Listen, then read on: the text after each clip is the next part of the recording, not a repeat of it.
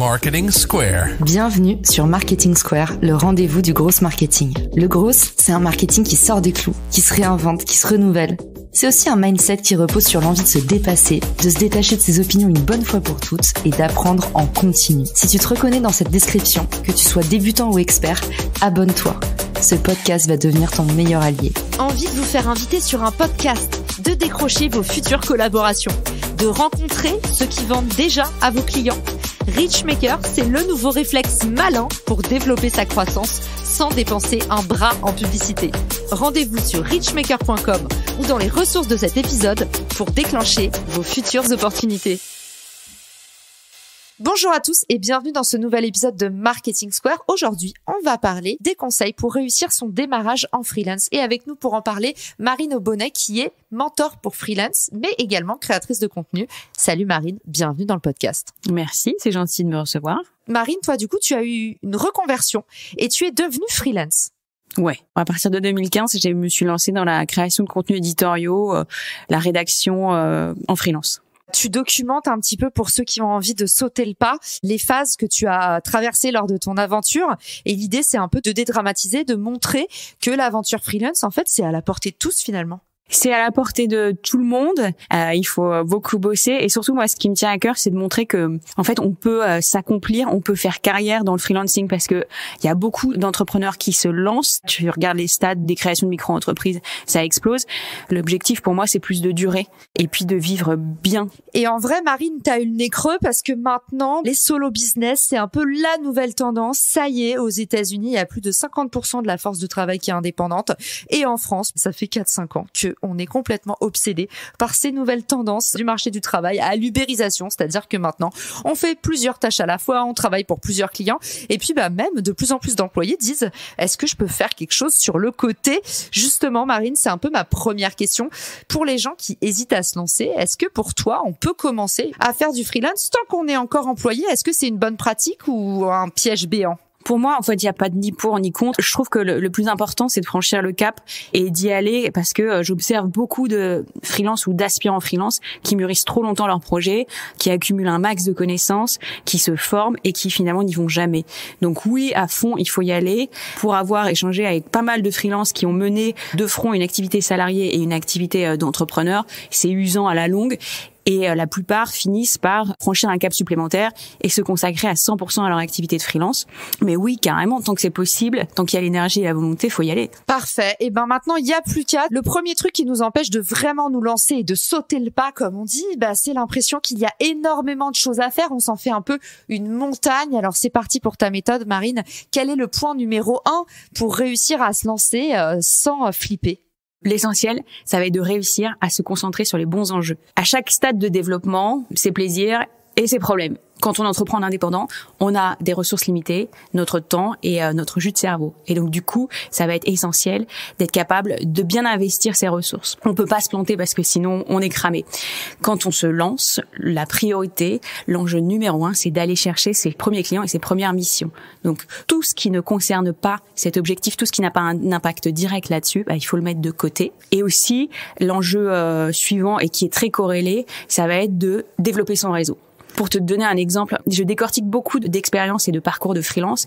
Je peux parler de pas mal de choses parce que j'ai fait toutes les erreurs quand je me suis lancée. Et juste pour te donner un exemple de la façon dont on peut passer complètement à côté de la plaque et perdre des semaines quand on se lance, moi, le premier truc que j'ai voulu faire, c'est bosser à fond sur mon site internet. J'avais aucune vision de qui étaient mes clients. Je savais vaguement ce que je voulais vendre, mais ça s'arrêtait là. J'ai passé des semaines et des semaines sur mon site internet. Je voulais que ça ressemble à un site internet d'agence. Et finalement, ce site m'a servi à rien. Et donc, du coup, après coup, je me suis dit, c'est quand même trop con. Éviter de se concentrer sur des problèmes qui ne nous concernent pas encore. Et donc, bien considérer qu'à chaque phase de développement, c'est les enjeux prioritaires. Et donc, quand on démarre, c'est trouver ses premières missions. J'adore ce que tu dis, le mieux est l'ennemi du bien, et c'est ce côté mieux vaut fait que parfait, parce que pour le coup, on se met souvent des barrières nous-mêmes en se disant mais c'est pas assez bien. Et dans l'entrepreneuriat, on est bien formé à l'imperfection, mais dans le soloprenariat ou quand on est freelance, en fait, on a tellement l'impression qu'on va devoir, pour être payé, rendre un truc au top du top, que du coup, on devient un peu trop perfectionniste. Il y a un truc qu'on m'a dit dans l'entrepreneuriat qui m'a vachement décoincé, Marine. Si t'es content de ton produit quand il sort, c'est que c'est trop tard pour le sortir. Et en fait, il y a vraiment ce mindset un peu doueur dans l'entrepreneuriat, alors que les freelances, on les complexe vachement en mode t'as pas le droit à l'erreur, qu'il y a un client qui paye, il faut faire profil bas, tout ça. Ce qui est pas du tout vrai, parce que le problème, c'est que quand on complexe comme ça quelqu'un, en général, ça anéantit complètement sa créativité et sa douance, comme disent les coachs en développement perso. Peut-être parce que on est seul et qu'on est flippé, on se dit qu'il faut que j'en fasse plus, il faut que j'en sache plus. On a tendance à accumuler trop d'informations. C'est plus pour court-circuiter ça, parce que plus on accumule d'informations, plus il y a de possibilités finalement. Et donc du coup, on est un peu submergé par toute cette matière et on fait pas et on élabore des trucs trop complexes. Et se concentrer sur les bons enjeux, c'est court-circuiter cette tendance à se gaver d'informations. Il y avait une prof d'anglais qui m'avait dit ton cerveau, c'est comme un placard. Dans ton placard, il y a la première rangée avec les confitures. Derrière, il y a le sel, le truc. Tu peux pas avoir tout sur la première rangée. Si tu veux passer des choses devant, il faut passer des choses derrière. Et t'as pas un espace illimité. Il y a personne qui peut faire mieux que les autres. Donc, en fait, à toi de placer tes priorités. Et j'avais trouvé ça à la fois très vrai et très décomplexant. Ça rejoint un peu ce que Marine vous dit. C'est placer votre attention au bon endroit. N'essayez pas de tout faire ou d'être partout. La grande priorité, ça doit être de décrocher vos premières missions. Donc, dressez-vous un objectif. Et puis après, une fois qu'il y a l'objectif, comme la destination sur Google Maps, il suffit de tracer le chemin pour y arriver. Mais ne partez pas dans tous les sens en acceptant tout et n'importe quoi. Partez vraiment de votre objectif de décrocher vos premières missions et vos premières références clients dans les secteurs qui vous intéressent. On est prêt pour passer au point numéro 2. Le point numéro 2, pour moi, c'est très lié. Plier sa stratégie en 6 heures max. Ce que j'ai constaté, je sais pas si tu as le même ressenti, c'est que on se gave d'informations avant de se lancer. On écoute des milliards de podcasts. On contribue peut-être à ça un peu chacune de notre côté. On s'abonne à 150 chaînes YouTube. Et donc, du coup, toute cette information donne des idées. Et ce qui fait que les néo-freelances élaborent souvent des stratégies de développement trop complexes. Et ces cathédrales, en fait, elles servent à rien parce que très vite, on les détruit dès qu'on a des premières expériences concrètes.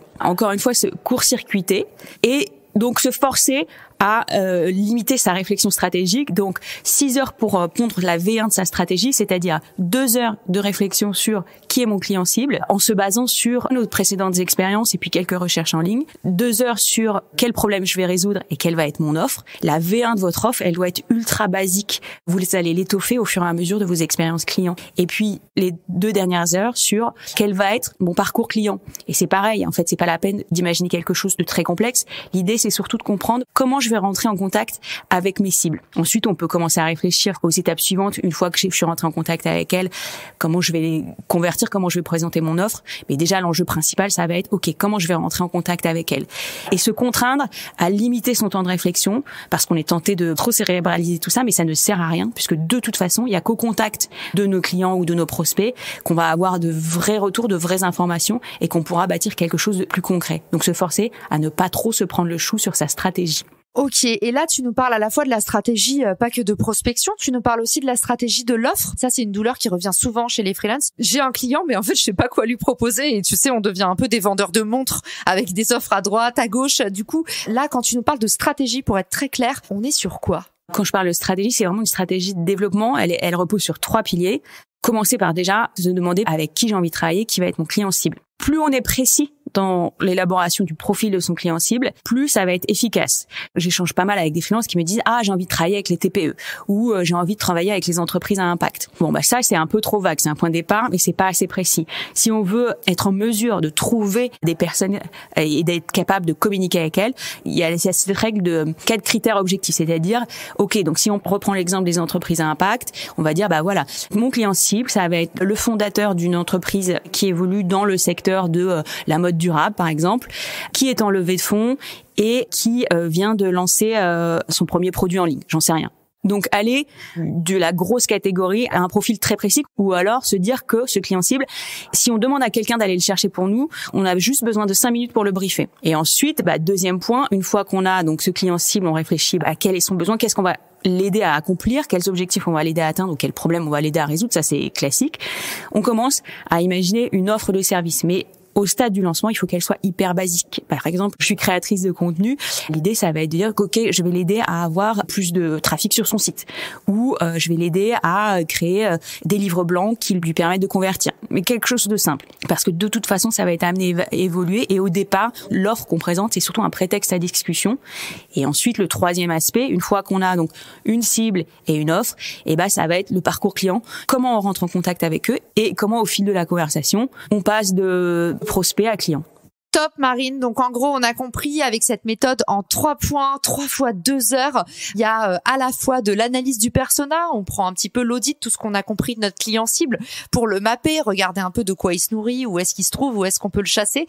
Deuxième point, tu nous donnes 2 heures pour se dire ok, quels sont ses problèmes, ses problématiques, ou peut-être analyser les questions récurrentes qui sont les vôtres. Si ça fait 5 fois qu'on vient de vous demander telle ou telle action, c'est peut-être qu'il y a de l'attraction, ou peut-être que vous avez un talent sur un domaine en particulier, et ça faut pas le négliger. Deuxième étape, Marine, elle vous a dit crafter votre offre, en tout cas un début d'offre, et attention, on en profite pour vous mettre en garde, évitez de commencer avec trop d'offres en tant que freelance, sinon le problème c'est que vous avez pas trop le temps de vous spécialiser et que vous allez finir à faire un petit peu tout et rien, et c'est difficile de se positionner comme ça. Troisième point, 2 heures pour esquisser le parcours client. Marine, elle vous dit il y a un parcours en fait, comment est-ce qu'on gère sa stratégie de prospection, parce que quand on devient freelance, on devient tous un peu marketeux à l'insu de notre plein gré. On nous avait pas prévenu, mais il va falloir allouer une partie de votre temps à aller chercher des clients, et puis même une autre grosse partie de votre temps à communiquer avec lui, gérer la relation avec lui, et puis faire en sorte qu'il reste et qu'il vous recommande. Et puis pour finir sur ce point numéro 2, en fait, c'est pas du one shot, ça a l'air d'être plutôt un contrôle continu finalement. Oui, c'est ça, mais surtout en fait, il faut avoir cette capacité de mettre cette réflexion de côté, parce que si on a ces questionnements qui tournent en permanence dans nos cerveaux, on est bloqué sur le reste. Donc on pose la V1 de sa stratégie, celle qu'on a pondue en 6 heures et qu'on sait qu'elle est imparfaite, on la pose, on la met de côté et on se donne rendez-vous dans 6 mois pour se repencher dessus et remettre tout ça à plat et l'étoffer petit à petit. Ok, hyper clair. Et le point numéro 3, évidemment, tu sais que ça va être mon point préféré et que je ne peux que plus soyer. Ça va être de travailler sur son réseau, de le réveiller. À chaque fois, gardez en tête que le plus simple, c'est de capitaliser sur ce que vous avez déjà. Donc quand on se lance, qu'est-ce qu'on a ? On a donc la patate, on a une grosse motivation, on a des compétences parce qu'on a souvent des expériences antérieures. Et puis on a un réseau. Quand on se remet en tête que l'enjeu principal c'est d'aller chercher ses premiers clients, la logique c'est d'aller utiliser son réseau pour chercher ses clients plutôt que de construire des machines complexes. Il va falloir capitaliser sur ce réseau. Alors déjà le réseau, c'est pas neuf comme concept, mais c'est toutes les personnes que vous connaissez. Ce que je recommande, c'est de cartographier ce réseau. En gros, ça veut dire créer une base de données dans laquelle vous renseignez tous vos contacts. C'est un peu fastidieux, mais c'est important, et surtout, quel que soit l'outil que vous choisissez, vous mettez la date de votre dernier échange et peut-être une petite formule qui vous permet de vous dire attention, warning, ça fait très longtemps que vous vous êtes pas parlé, il faut prendre des nouvelles de cette personne. Une fois que vous avez fait ça, vous allez reprendre contact avec toutes les personnes. C'est l'occasion aussi de reprendre contact avec des anciens amis, des anciens potes d'école, même si elles vous paraissent éloignées de votre business, mais juste de dire voilà, ça fait longtemps qu'on n'a pas eu de nouvelles, qu'est-ce que tu deviens ? Moi de mon côté, je fais ci, ça. Les connexions vont se faire et ça va entamer une conversation, et sans doute que ça va ouvrir des pistes. Ensuite, bien garder en tête qu'on a plusieurs réseaux. Les réseaux perso, les réseaux de prospects, et aussi la clé quand on est en indépendant, ça va être votre réseau d'entrepreneurs. Et donc là, c'est pareil, vous allez essayer d'entamer le plus de conversations avec d'autres entrepreneurs et vous appuyer sur LinkedIn, Instagram, tous les leviers que vous avez à votre disposition.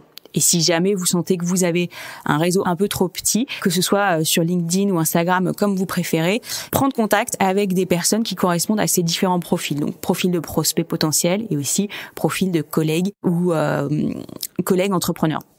Marine, tu me fais plaisir parce que ça me montre qu'on n'est pas fou, effectivement. Moi, j'avais plein de copains indépendants qui dépensaient encore des fortunes à faire des Facebook Ads qui trouvaient rentables, mais ça, c'était avant de tester la puissance du réseau. Et t'as raison d'envoyer un vrai coup de pied dans la fourmilière parce qu'en fait, on est assis sur un tas d'or qu'on n'utilise jamais. Et c'est pour ça que j'ai lancé l'application Refer. C'est qu'en fait, je me suis rendu compte que le meilleur moyen d'aller trouver des clients, c'est passer par son cercle 1. Vous avez même pas besoin de vous vendre, en fait. Les autres n'attendent qu'une seule chose, le faire pour vous. Nous, en tant que LinkedInienne, Marine, on en atteste. Le nombre de fois par jour, on nous demande des intros. Est-ce que tu connais une bonne rédactrice web? Est-ce que tu connais un bon graphiste? Moi, je fais une dizaine d'intros par jour. Il y a plein de collectifs qui se sont créés, plein de communautés où vous pouvez obtenir facilement des mises en relation et en fait créer des cafés avec des gens, des cafés virtuels et allouer des moments dans votre planning, dans votre semaine où vous ne faites que ça. Par exemple, moi, tous les vendredis matins, je ne fais que des petits appels avec des gens de mon réseau qui m'ont demandé de l'aide sur tel ou tel sujet. Donc, bloquer du temps dans votre calendrier, ça va vous permettre déjà de vous mettre dans le mindset de networker. Je sais pas ce que t'en penses, Marine, et si t'as déjà fait ça. Ouais, je te rejoins à 100%. Et moi, mon moment, c'est après le déj, à 14h. Tu vois, c'est les moments, si je m'écoutais, je ferais la sieste. Et quand je commence à faire la sieste, ça peut durer 3 heures. Un bon petit call. Tu vois, ça me redonne une patate de folie. Donc, j'aime bien caler mes petits calls ou mes cafés réseau à ce moment-là. Marine, toujours dans l'optimisation. Elle vous donne le bon hack. Baisse d'énergie. Paf, on fait rentrer un taureau dans l'arène et on en profite pour networker. Ça va vous réveiller. Merci, Marine. Et j'adore aussi, en vrai, le point numéro 4. On dirait que tu as écrit cet épisode pour me faire plaisir. Je pensais pas toucher aussi juste, mais écoute, je suis contente, ça me fait très plaisir à moi aussi. Donc le point numéro 4, rapprochez-vous d'intermédiaires. On maîtrise pas tout quand on se lance, on a peut-être des expertises métiers, mais la vente, c'est quand même un aspect complexe. Tout le développement commercial, il faut apprendre et ça met du temps. Donc, facilitez-vous la tâche et allez voir des gens qui peuvent le faire pour vous. Donc, quand je dis intermédiaire, ça va être, si vous êtes dans la création de contenu, dans les métiers de la com et du marketing, rapprochez-vous d'agences, de com, de pub, tout ce que vous voulez, même des agences web. Présentez-leur leur portfolio, expliquez ce que vous pouvez faire et elles iront vous trouver du boulot à votre place. Les intermédiaires, ça va être aussi les plateformes de freelance. Pour le coup, j'imagine que vous n'êtes pas passé à côté. Donc, se créer un profil un peu optimisé sur ces plateformes en étant malin, parce que il sera pas parfait tout de suite, votre profil, mais voilà, regardez un peu les profils de vos concurrents et rajoutez quelques éléments différenciants. Ça peut vous permettre d'émerger. Et aussi, faites signe à des freelances plus expérimentés que vous. Prenez contact, expliquez que vous trouvez cool ce qu'ils ont fait et en créant un échange, peut-être que vous allez vous retrouver avec des personnes qui, à un moment de leur développement, où ils ont besoin de déléguer certains aspects de leurs activités. Et là, ça tombe bien, si vous êtes dans les parages, c'est à vous qui penseront. Ou alors, allez voir des freelances qui ont des métiers complémentaires du vôtre, mais qui vont cibler les mêmes clients. Et vous allez voir que très vite, vous allez vous retrouver à faire de l'apport d'affaires. Allez au plus simple et pensez à vous rapprocher d'intermédiaires. Il y a une tendance là-dessus qui est criante et je le vois sur ma plateforme Richmaker qui est un SaaS que j'avais lancé pour permettre aux marques de faire des partenariats et j'ai de plus en plus d'indépendants, de podcasteurs alors que j'avais pas du tout créé la plateforme pour ça. Ça s'adressait à des marques et j'ai de plus en plus de marques personnelles et c'est étonnant à quel point le marché est en train d'avancer là-dessus et je trouve ça génial parce que ça décloisonne complètement en fait les anciens silos entre agences et freelance qui se faisaient la guerre. Tout le monde est là en train de se dire en bonne intelligence, j'ai trop de leads et j'ai pas assez de bande passante ou j'ai du mal à recruter, je suis une agence qui a grandi trop vite. Au lieu de perdre de la valeur et de dire non à un client, en fait, je le renvoie à mon écosystème et ça, pour ceux qui nous écoutent, c'est vraiment ma conviction la plus forte. Marine, tu pouvais pas me faire plus plaisir. En 2000, on parlait de l'outbound, la prospection commerciale. De 2010 à 2020, on a parlé de l'inbound. Donc là, c'est la création de contenu pour faire venir à nous les leads. Et j'ai l'impression que maintenant, à partir de 2020, on va commencer vraiment à parler de nearbound, c'est-à-dire comment est-ce que tu crées des liens avec les gens qui sont autour de toi, avec d'autres écosystèmes, quels qu'ils soient, peu importe que ce soit d'autres freelances, que ce soit des collectifs de freelance, que ce soit des agences ou des marques. En fait, je pense que ça, c'est le futur du marketing. En tout cas, aujourd'hui, si vous voulez faire baisser vos coûts d'acquisition pour vos clients, allez chercher la ressource dans vos écosystèmes juste autour de vous. Je savais même pas que ça avait un nom, ça, le nearbound. Écoute, je le ressortirai. Tu sais, il y a aussi l'outbound. Moi, j'en ai plein. Hein. Je passe mon temps à la cafétéria à papoter avec des marketeurs. J'ai plein de mots comme ça sous la manche, des mots un peu zarbi. D'ailleurs, je l'ajouterai au glossaire, tenez. Pour ceux qui suivent le glossaire tous les mercredis, je décortique un mot zarbi.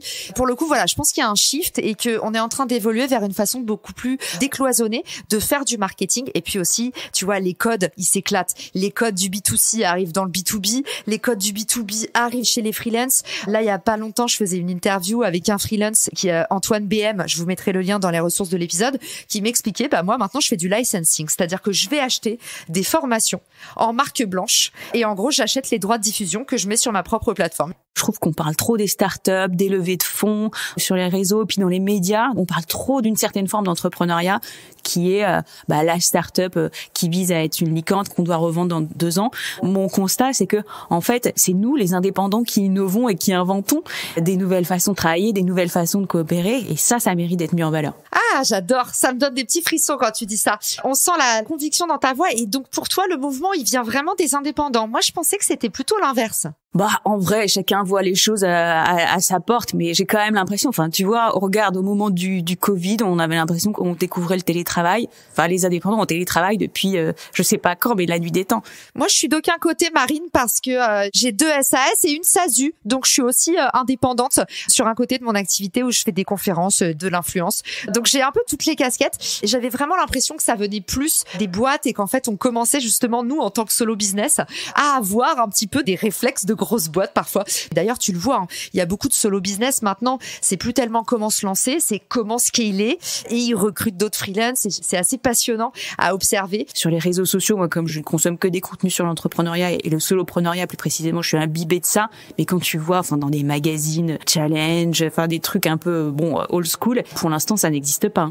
Bon, s'il y a des gens qui travaillent pour le magazine Challenge, je pense que là, ils ont une petite larme à l'œil.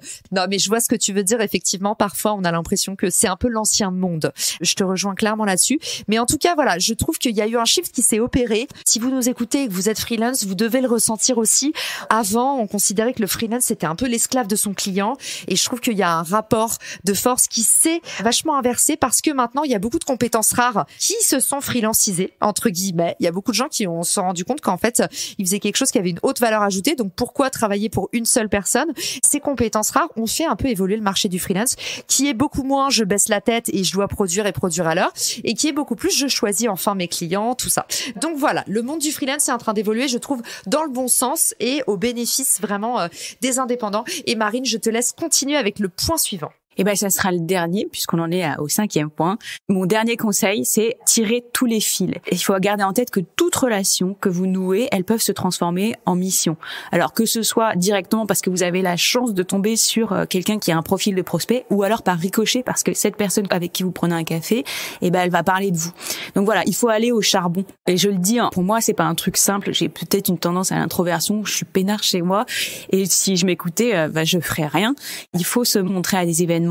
Il faut pas avoir peur de faire le premier pas et de se prendre des râteaux, parce que de toute façon, ça fait partie du job, et nouer des conversations et jamais rester sur un truc inachevé du style, vous allez à un événement, une soirée, et vous dites, ah oui, on va se reparler, et ne pas le faire. Là, il y a rien de pire, parce que quand on se lance, il faut avoir un mindset ou une posture d'exploration. C'est-à-dire que l'objectif, ça va être de multiplier les expériences pour pouvoir, dans la phase suivante, faire le tri. On peut, à partir dans plein de directions, rencontrer plein de personnes différentes, quitte dans un second temps à être plus sélectif. Donc il faut y aller, il faut se bouger, sans avoir une démarche opportuniste en disant oui, mais je vais perdre mon temps, parce que non, en vrai, si on y réfléchit bien, toute rencontre peut se transformer en business potentiel. Merci Marine, j'ai adoré cet épisode. Je trouve que tu es sortie des clichés qu'on a l'habitude d'entendre. Je pense que c'est un épisode qui est à la fois très pratico-pratique et aussi hyper aspirationnel. Allez, j'aime pas trop ce mot d'habitude. Mais pour le coup, ça donne envie de se lancer et j'espère que ce sera un méga boost. J'en ai beaucoup qui m'écrivent au quotidien, qui me disent comment se lancer en tant que freelance. Moi, c'est pas ma spécialité. J'ai invité Marine, que j'ai rencontrée d'ailleurs à un événement sur l'entrepreneuriat. On les embrasse. C'était Stello qui a organisé l'événement L'Accordé. Ce sera l'occasion de leur faire un petit coucou aussi, parce qu'il y a des rencontres qui se font lors d'événements, il y a des relations qui se nouent et puis il y a des opportunités qui se créent. Exactement tout ce dont Marine vous a parlé aujourd'hui. Pour récapituler un petit peu les 5 actions essentielles pour réussir son démarrage en tant que freelance. Point numéro 1, se concentrer sur les bons enjeux et mettre son énergie au bon endroit. Marine vous a dit, exit de vouloir faire un site internet digne de la plus grande agence de pub. Vous avez besoin que de quelques clients pour vous lancer. Alors, allez les chercher et placez votre énergie au bon endroit. Deuxième action clé, tu nous as dit, il faut plier sa stratégie en 6 heures max. Et là, on s'est dit, le mieux est l'ennemi du bien. Souvent, on essaye de trop bien faire, on se laisse un peu complexer par ce que font les autres, qui donnent toujours forcément l'impression d'être mieux, plus éduqués, plus beaux, mieux dans leur peau, avec davantage de clients, et j'en passe. Mais donc, soyez vous-même, ayez confiance en vous, renseignez-vous sur un truc qui s'appelle le monopole personnel. Je suis sûre que ça va vous aider à combattre le syndrome de l'imposteur. Et puis, Marine vous a dit aussi sa recommandation, 3 fois 2 heures pour poser la version 1 de votre stratégie, c'est-à-dire 2 heures sur le profil cible de votre client, 2 heures sur comment structurer un petit peu votre offre. Et je vous renvoie dans les ressources de l'épisode sur des épisodes qu'on avait fait sur justement comment structurer son son offre et sa gamme de produits ou de services. Et puis les 2 dernières heures, elle nous a dit réfléchissez au parcours de votre client. Et là, il y a un peu toute la partie commercialisation, prospection commerciale que parfois on met sous le tapis. Mais on vous a donné dans les 2 points d'après avec Marine, réveiller son réseau et se rapprocher d'intermédiaires, des clés pour aller chercher finalement des clients sans rien faire pendant votre sommeil. On dirait la promesse d'un marchand de rêve et pourtant c'est bien vrai, réveiller son réseau et tout simplement aller rencontrer ses pairs, PAIRS, aller autour de soi discuter avec d'autres freelances, ça va vous permettre de prendre confiance en vous et d'aller chercher des clients un peu sans les demander. 4e point, Marine a dit, il y a tout un tas d'intermédiaires qui sont clés pour aller faire du nearbound. Maintenant, vous connaissez le mot, vous pourrez briller à la cafette et du coup, vous appuyez sur des écosystèmes existants qui détiennent déjà vos clients et tout simplement aller taper dans des sacs de prospects existants, que ce soit des agences, que ce soit des collectifs ou que ce soit des marques qui adressent déjà votre clientèle existante. Point numéro 5, la cerise sur le gâteau. Marine, elle vous a dit, tirez sur tous les fils. Essayez vraiment d'avoir un mindset d'exploration, d'infinite learner, comme on aime bien dire dans le podcast. Et Marine vous a conseillé de sortir du bois. Et la preuve, c'est ce qu'elle a fait et ça lui réussit plutôt bien. C'est comme ça qu'on s'est rencontrées toutes les deux à l'accordé. Et Marine, elle a aussi un super podcast. Et puis, il y a plein d'autres moyens de la retrouver. Marine, dis-nous où est-ce qu'on peut t'envoyer des mots d'amour, des remerciements pour l'épisode ou suivre toutes tes activités parce que on a bien compris en t'écoutant que t'en étais pas à ton premier podcast. Ouais, le podcast, ça fait depuis 2017 que j'ai lancé. Donc, je sais te dire que c'est une histoire d'amour. Le podcast en priorité, en fait, voilà, sur le podcast, tous les jeudis, je décortique un retour d'expérience de freelance. Et puis sinon, sur LinkedIn, ça va pas être très original, mais sur LinkedIn, on peut communiquer pas mal. Génial. Et Marine, merci pour ton talent. Je mettrai ton LinkedIn Marine Aubonnet pour ceux qui ont les mains prises et bien évidemment ton podcast La Cohorte dans les ressources de l'épisode. Comme ça, il y aura juste à cliquer. Et puis, merci d'être venu nous partager tout ça et je te dis à bientôt sur Paris, à un prochain événement sur l'entrepreneuriat et on espère également vous y voir. Merci à tous. Ciao! Si cet épisode te plaît, tu peux le partager en me taguant ou lui laisser 5 étoiles sur Apple Podcast. Marketing Square.